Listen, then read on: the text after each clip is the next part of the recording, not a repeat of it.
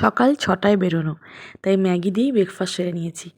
এতদিনের অপেক্ষার অবসান ঘটিয়ে চলেছি আজকের সিল্ক রুট দেখতে।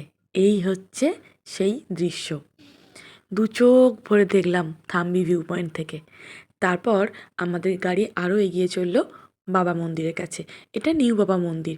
এখানে ঘুরে তারপর আমরা যাব হচ্ছে নাথুলা পাসের দিকে। তো মাকে এত উঁচুতে উঠতে মানা করেছি, কিন্তু তিনি শুনলে তো হয়।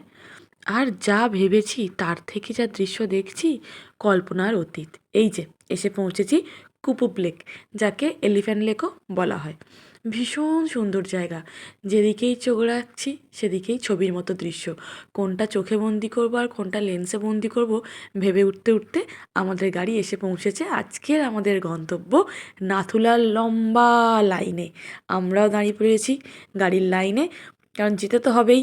অনেক দিনের ইচ্ছা পূরণ করতে চলেছি। এই যে টুকরো টুকরো বরফ দেখা যাচ্ছে, ওই দেখে তো আনন্দে আত্মহারা। আর মাকে দেখো গিয়েই শুরু করে দিয়েছে। আর আমরাই বা বাদ যাই কেন? মানে এতদিনের দেখা স্বপ্ন যে বরফে ঘাঁটবো, বরফ ঘাঁটবো। তো যাই হোক, আমরা এসে পৌঁছে গেছি নাথুলার একদম উপরে। এই হচ্ছে চায়না বর্ডার, ওদিকটা চায়না আর এদিকটা ইন্ডিয়া। এই যেন এক সত্যিই এক অন্যরকম নজর কাড়া ব্যাপার। মনের মধ্যে হচ্ছে আমরা দড়ির এপারে আর ওপারে দুটো দেশের মাঝখানে সন্ধিক্ষণে দাঁড়িয়ে আছি। তারপর নেমে গাড়ি ছাড়তে এ তো আর এক স্বপ্নপূরণ, স্নোফলস। ওফ, এ তো ভাবতেই পারিনি। আমরা গিয়েছিলাম মে মাসের একদম শেষে, 30-31 তারিখ করে। তখন যে স্নোফল পাবো এটা ভাবনার অতীত ছিল, কিন্তু এই যে পূরণ হয়ে গেল আশা। এই এত স্নোফল দেখে আর নিজেকে আটকানো যায়? ড্রাইভার দাদাকে বললাম গাড়ি দাঁড় করান, আমরা একটু গিয়ে এনজয় করে আসি।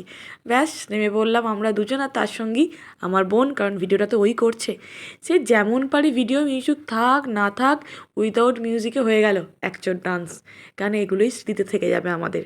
তারপর গাড়ি এগিয়ে চললো। বৃষ্টি জোরে আসার কারণে ছাঙ্গুতে আর দাঁড়ালো না গাড়ি, সোজা এসে আমাদের আজকের গন্তব্য গ্যাংটকের হোটেলে নামিয়ে দিয়েছিল। ওখানে গিয়ে গরম গরম ভাত আর প্রথম মাছ খেলাম 4-5 দিনের জার্নিতে। খাওয়া দাওয়া সেরে বিকেলবেলা বেরিয়েছিলাম একটু এমজি মার্কেট টুকিটাকি কেনাকাটা করার জন্য। সেখানে আবার ফুচকা খেলাম। আফটার অল হাম লোগ বাঙালি হ্যাঁ না? যাই হোক, ফুচকা খেয়ে টুকিটাকি কেনাকাটা করে ফিরে এসে রাতের ডিনার, কারণ কালকের দিনটা হচ্ছে আমাদের সারা দিন গ্যাংটকের। ও দেখো দাঁড়াও, তখনও আমাকে ফুচকা দেয়নি। মানে বুঝতে পারছিলাম না তো কতটা ভালো কি খারাপ হবে, তাই এক প্লেট নিয়ে দুজনে খাচ্ছি। এবার আমি টেস্ট করছি। দারুণ ছিল। আর লাঞ্চ, ও সরি লাঞ্চ না, ডিনার দেখে নাও, রাইস আর চিকেন। চলো আজকের মতো টাটা। কালকে আবার গ্যাংটক ঘুরতে হবে, সারা দিনের ধকল আছে, এবার ঘুমোতে হবে। Bye bye.